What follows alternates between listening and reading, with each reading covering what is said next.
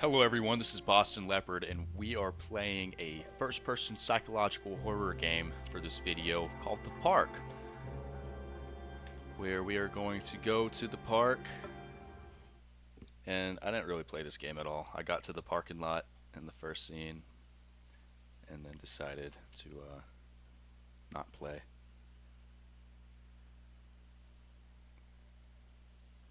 But let's see how this goes. I got a cup of coffee with me. I'm feeling good. And we're going to go on that Ferris wheel right there. Funcom presents. In my heart and mind, I always return to Atlantic Island Park. The park. The Atlantic Island Park. There we are, ladies and gentlemen. Where's Mr. Bear? Her eyes are really red. I haven't seen Mr. Bear, Callum.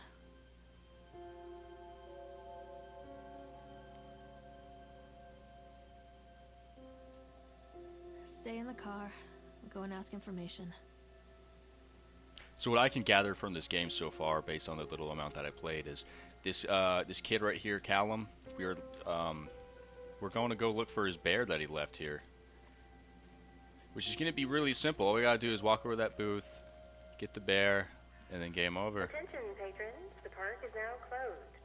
It's scary Please because make it's your way to the closed. car park at your earliest convenience. Employees, prepare the park for shutdown. Atlantic Island Park. Look at the happy faces. This is a nice place. Nothing to worry about here. What? See, my eyes were red because I got pretty high in the car. Hey, Lorraine. Lorraine. Don't blame yourself, Lorraine. People lose things all the time. Take a deep breath and think about the last place you saw your son's teddy bear. Hey, stop!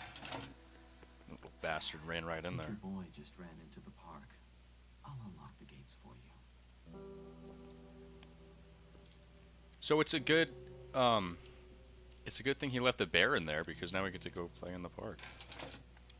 Wait for Mommy, Callum! Over here! Oh, something's going on over here. Read flyer.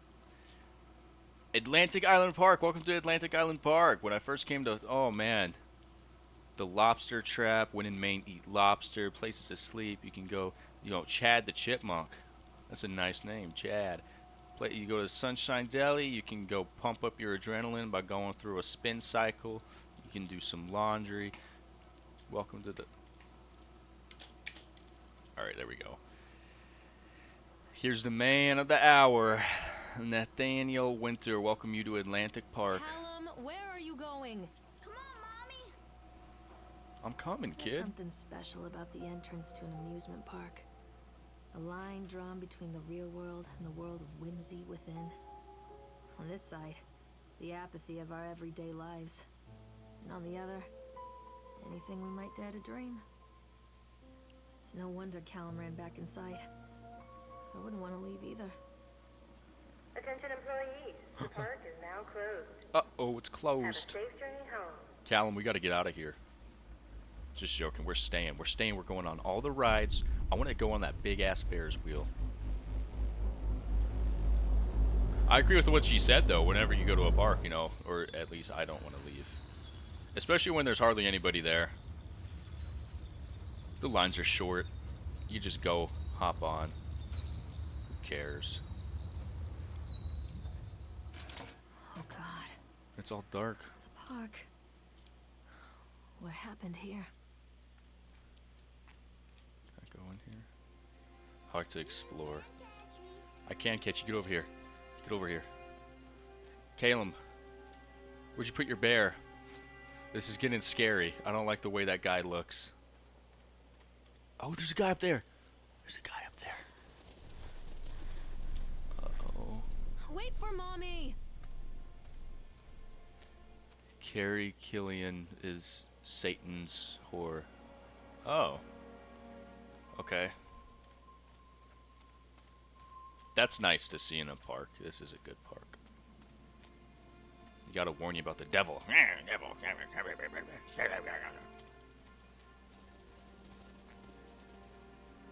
There we have Chad the Chipmunk I think this belongs to Callum. and a shoe. But here we go, Chad of the Chipmunks. Chad the Chipmunk, huh? Just a drunk guy in a suit. Chad the Chipmunk, worst in class. Chad can't even seem to pass. Chad gets angry, likes to fight. Chad is beaten every night. Chad will have a dead-end job. Chad will be a useless slob. It's not very nice to say about Chad. Let's give this a I read. wonder what this is. Purchased the land on Solomon Island for a pittance, I might add. Whatever old Archie Henderson did to the locals, just the mention of his name had people slamming doors and locking shutters from the moment I arrived on the island. Man, people hate this guy. My lawyers had arranged everything in advance, but the realtor still had to come and deliver the keys to me personally. He took it upon himself to offer me another warning. I don't know what you're planning to do with this land, Mr. Winter, but the soil here is bitter with the curse carried from the old country. Old man Henderson, he did terrible, dark things. The land remembers, sir. I dismissed him shortly afterwards, mostly amused by his pathetic attempts at warning me off. I have a great vision for this place, and the will to see that vision through to the very end. Atlantic Island Park. The name is perfect, and I cannot imagine it being anything else. This is the start of something amazing. I love the guy's enthusiasm. I got some creepy noises coming through that. Creepy noises. Can't go wrong with creepy noises. Where did you go? Over here. He's going on the ride. He's a smart kid. There's some scary laughter. going Callum, on. stay where you are. I gotta go. That's awesome. Let's go on our first ride. I'm gonna love this game if we can just go on a bunch of rides. Come on, Mommy. I'm coming. I gotta get on my own boat. You didn't wait for me, you jackass. You see that where there's two seats? Near a great forest, there lived a poor woodcutter, his wife and his 2 children. A boy Here we go. Hansel, We're going on the ride. and a girl named Gretel. They were very poor. It's gonna have that sudden drop like the very Jurassic little Park to ride at bite Universal. Or sup. I'm scared, help me. That was my reaction. Wait, Callum. What do you mean, wait? What's he gonna do? Just jump in the water? He's not Chad the Chipmunk. He can't just do cool shit like that.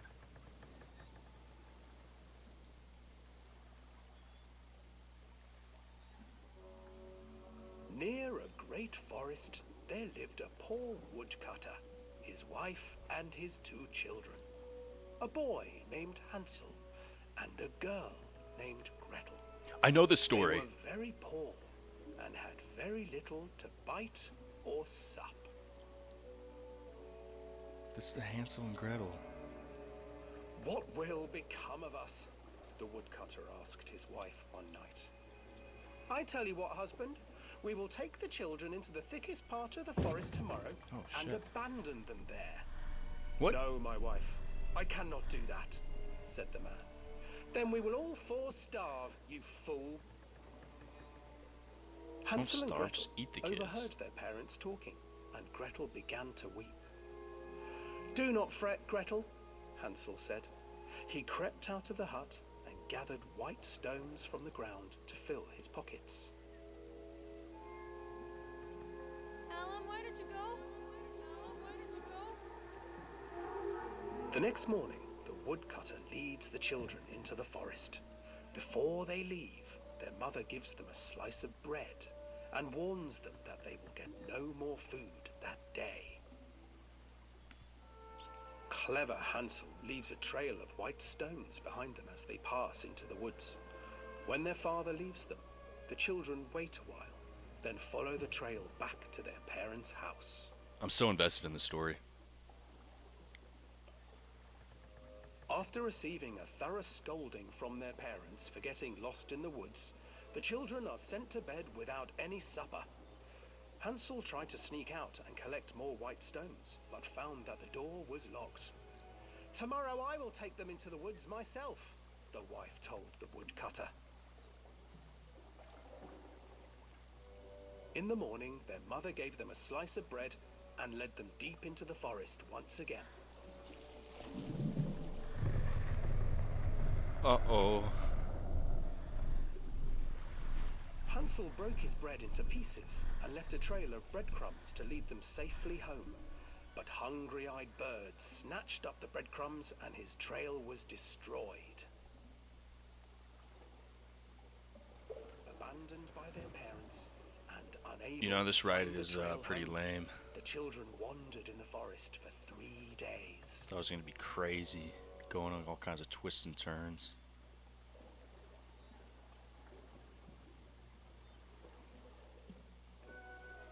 The children stumbled into a clearing with an exceedingly strange house.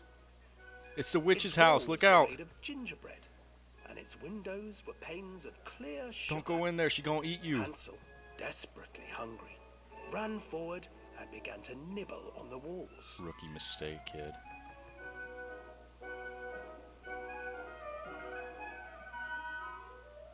Nibble, nibble, little mouse. Nibble, nibble. Looking at my house. An old woman emerged from the house, sniffing the air and peering around with cloudy eyes. Oh, you dear children, who brought you here? Just come in and stay with me. No harm will come to you. But Hansel and Gretel stayed back, for the old woman reminded them of their cruel mother. Come, children, don't be afraid. I have something for you. The old woman offered them 2 enormous lollipops. The children took them and began to eat. Mmm. You see, nothing to fear here. Come inside, the old woman urged, and the children, still licking their sweets, followed. They're gonna get eaten. Oh! Once inside the house, Damn the it. old woman changed. I was so She relaxed. thrust Hansel into a cage and put Gretel to work. Got jump scared by a sweeping noise. and cleaning her hut. Your brother will make a good mouthful, the old witch told Gretel. Once he is fattened up, I shall feast upon him.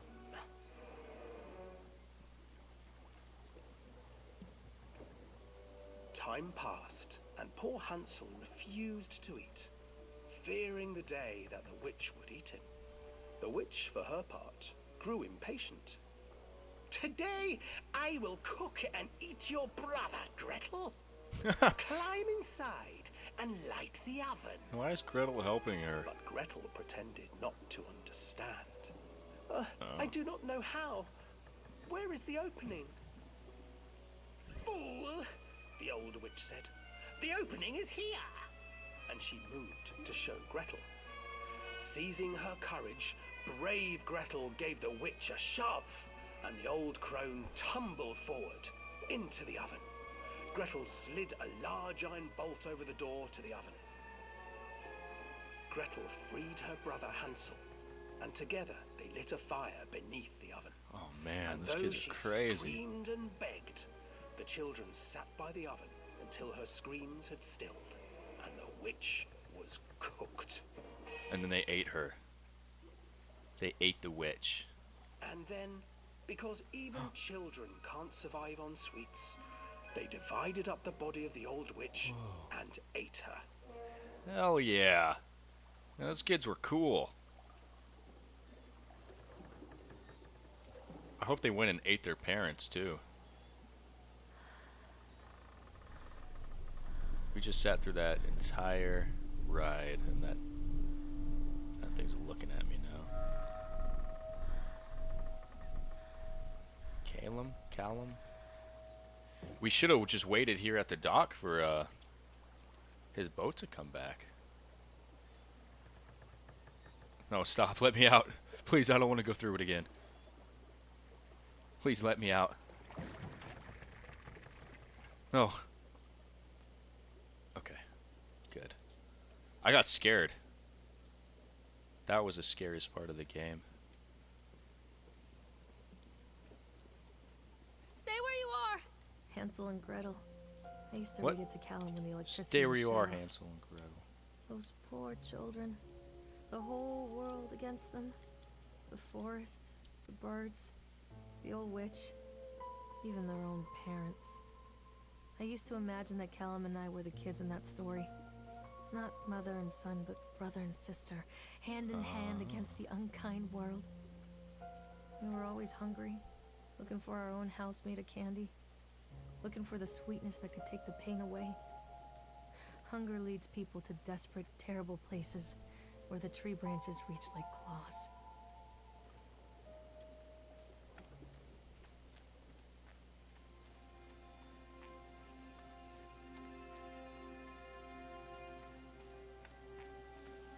Another accident.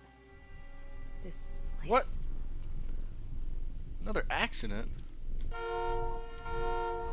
Oh no. Despite the constant interruptions to work, Atlantic Island Park will be opening on time. The governor is booked to cut the ribbon, so the only real question is whether we will have any customers. I'm not truly worried. The customers will come out of simple curiosity. I deduced what was needed from the banned writings of Archie Henderson. It's astonishing to think that a resonance of positive emotion can be used to fuel such a process. Henderson himself chose to use negative, and that caused some of the taint that still lingers in this place. I will not make his mistakes. Very soon I will know if this has all been for nothing. Okay, Mr. Teddy Bear. Death, dead people, there's blood everywhere. This park is not what it seems. Archie Anderson's running around. He's gonna get you. Or the fallen rocks. That almost knocked me out. You'll have a lawsuit on your hands, Atlantic Island Park. Hey, Ferris wheel. That is... We will make our way to there eventually, I hope.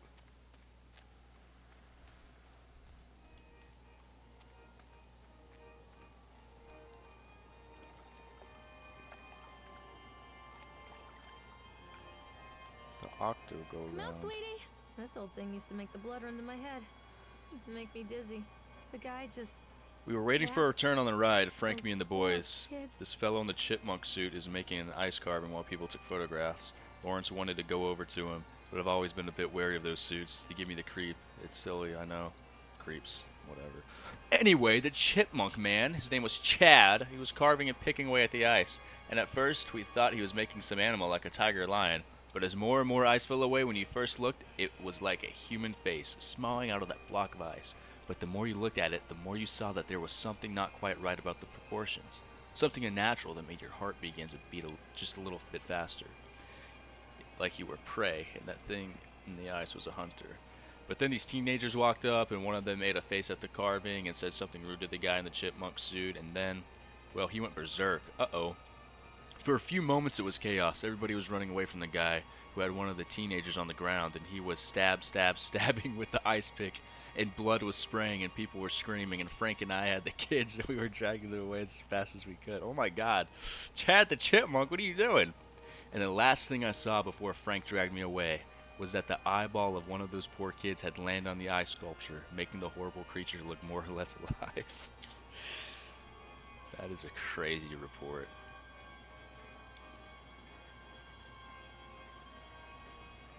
Don't make fun of his ice sculptures.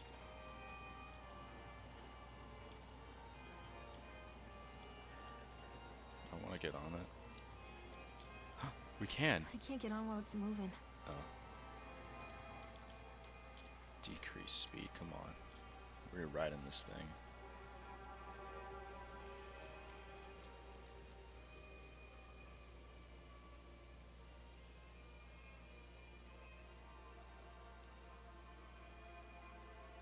Well, who's gonna start it for us?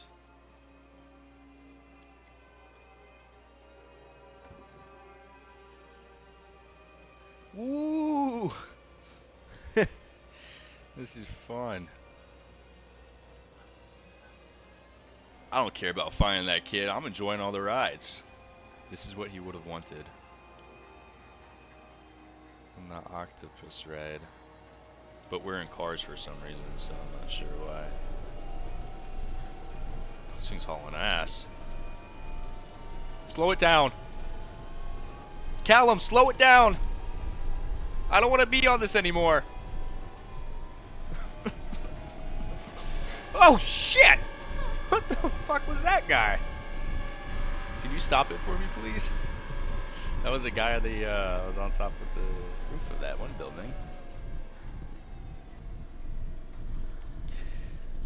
All right, we got to get out of this park.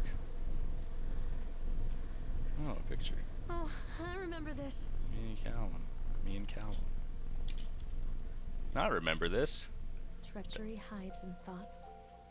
Treachery that lashes like a whip and scars our insides. The first time I saw Callum, my thoughts betrayed me.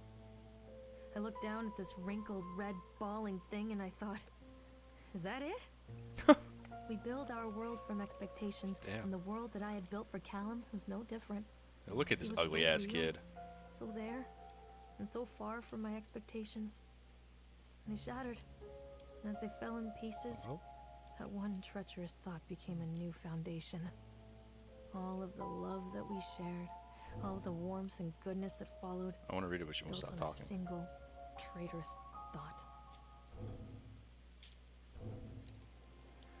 I thought working in the park for a summer would be a lot of fun, but the end of season here really drags. There aren't many tourists around, and so most of the staff spend their days standing around gossiping, and most of that gossip is about Chad. I mean Steve, see? Even I'm starting to call him Chad. I went to school with the guy. It's that goddamn suit. In the beginning it was a laugh. Steve, the local lush, is Chad the Chipmunk, child-friendly mascot at Atlantic Island Park.